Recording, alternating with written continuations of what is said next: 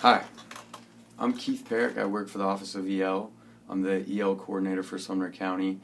And basically what I do is supervise the teachers of the county who teach English language learners English as a second language, or we refer to it simply as EL. And I just want to talk to you a little bit about sort of what our department does and how we can help and how we can work together with Title I in order to produce better readers. First of all, I have 16 teachers, and you work in title schools, and I have a teacher in every title school. If not all day, then the majority of the day, and I would imagine that you already know who that teacher is. If you don't, that would be your first point of contact to ask anything about EL or to discuss a specific student, is to know who that teacher is, get the email, the cell number if they're willing to come off of it, to get the email in my office, to get my cell phone number. You're going to have to trade me something, probably some reading materials. Let me show you some reading materials that I'm excited about this year. There's Mother Goose in Spanish. Any language, as long as it's reading, is good for me. Here's Where the Wild Things Are, in 2 languages, Spanish and English. Sometimes I get questions, well, you're working on English, how is it that you're going to read Spanish? Well, you're working within what kids are able to do, and if they're able to read Spanish, you want to exploit that just like you would anything else. Now, before I get back to my diatribe, let me explain to you why I'm showing you these books. It's because my emphasis is strongly on free voluntary reading, silent sustained reading, and how do we get kids to the point to where they have the stamina to read on their own, and how do we get kids to the point to where their growth in reading is exploding. I strongly believe in the research of Stephen Krashen, and I strongly believe that these are the materials that are going to get kids there.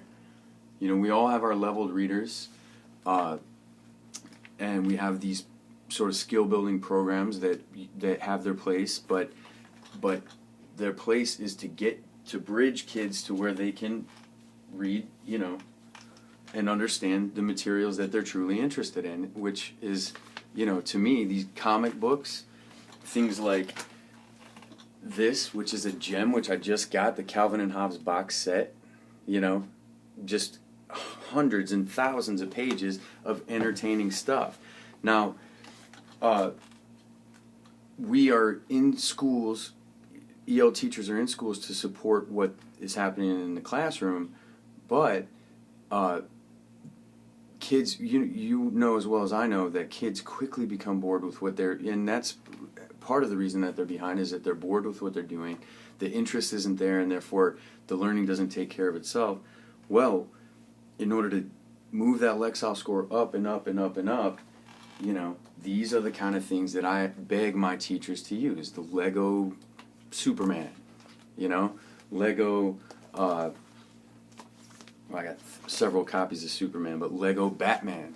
I mean, just imagine kids having just hordes and hordes of stuff like this to read. I really think that's the way to get them there. So, back to what we do in schools.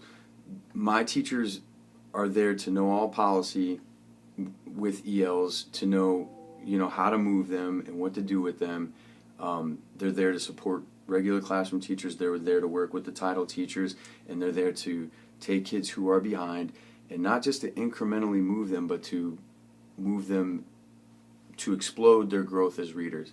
And I can't stress enough that the way to do that is to find what kids are interested in. And you know as well as I know that boys and girls love superheroes. This is a book that is basically a reference book that kids get a hold of. And I've seen my own son just look at this book for hours and hours and hours on end when he could have been doing anything else.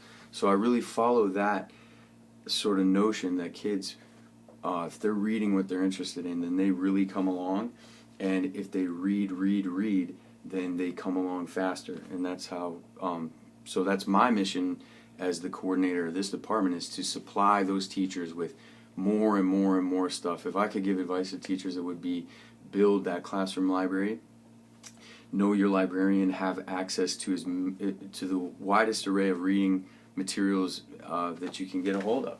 These, I'm especially excited about these two for this year, which came in my personal mailbox at home from the Dolly Parton, that program that she sends books to little kids. Well, I have 2 little daughters as well, and she sent them those, and I thought, the illustrations and stuff were just fantastic. So, but if I can make one point, it would be that the reason that my kids are behind, particularly when they get to 4th and 5th grade, is because they haven't read anything at all that they've been able to fully digest and that they've been excited about for a number of years when they get up into those higher grades. It starts down in kindergarten and first, that's when kids sort of catch fire on reading. But my kids who are behind, they didn't catch that fire, so the question is, well, how do we get them on fire? How do we set our kids on fire with reading? And I truly believe that when I have resources in my own personal money, I take and I find a comic book sale and I'm all over it. That's where those used comic books come from, is out of my own pocket. But if that equates in success in finding in making better readers and more avid readers, then that's where I am. So let me I just want to cite a couple of things that have gotten me that have kind of shaped my sort of where my philosophy's headed as how to build readers, and that's this Mike Schmoker book. If you haven't read it or heard Mike Schmoker's name, I think that he's doing exciting things in education. Dr. Stephen Krashen, who's the master of sustained silent reading and free voluntary reading, if you follow any of his research and the way that language builds, I've read everything he's written, and I really truly believe that that's the way that we're going to get kids up off the ground who of different language backgrounds, of kids that come from poverty, kids that struggle in reading, period. I think that those are the guys that are going to help us sort of better our instruction in order to get them there. So thanks for listening to me, and please, if you have any issue with EL, if you have any suggestion, or if you need to work with EL in any way, the teacher, your point of contact, this office, the phone, seems like it never quits ringing, except for the 7.5 minutes that I've been talking, it hasn't rung. So, thanks.